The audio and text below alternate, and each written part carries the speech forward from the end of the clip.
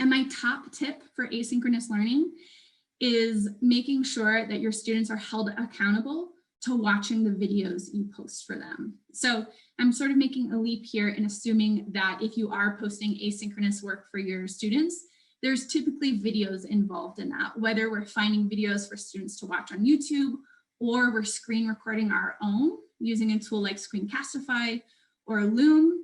Typically in asynchronous, or what we sort of used to call flipped learning, students are watching a little bit of video with direct instruction or instructions, and then they're completing a piece of work independently.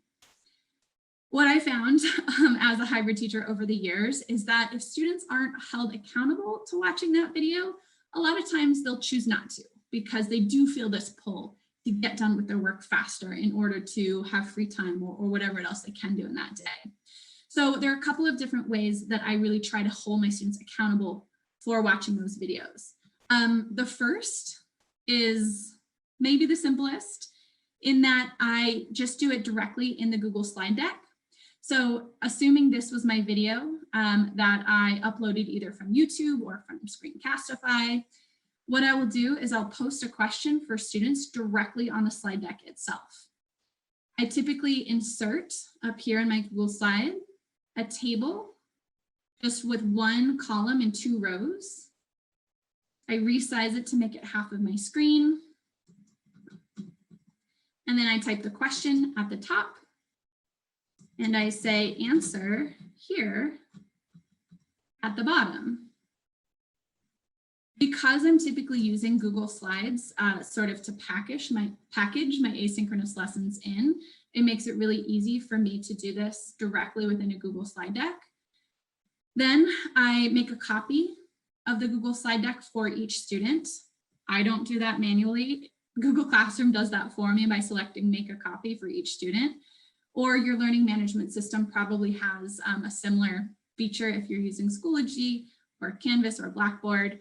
But essentially, once the student watches this video on the slide, they're going to need to answer just a really basic accountability question so that I know they watched that video. Typically, I don't do a comprehension question about the video. I just do an accountability question. So I'll say, what animal did I use in my example? And they would have to have watched that video to know which animal I was talking about, right? Something really quick and simple. So they're not stuck on this slide because usually I have a lot more work for them to do. I don't want them to get stuck here. I just want to know, hey, did you watch this video? And I found that making that one quick accountability question, I have a lot more compliance in making sure my students watch. The other option you have is using a tool that does this. There are really great tools, Edpuzzle and PlayPosit among them, where you can upload a video and add those comprehension or accountability questions right into the video. So it will play, pause, and then ask students a question that they have to answer before they can move on with the rest.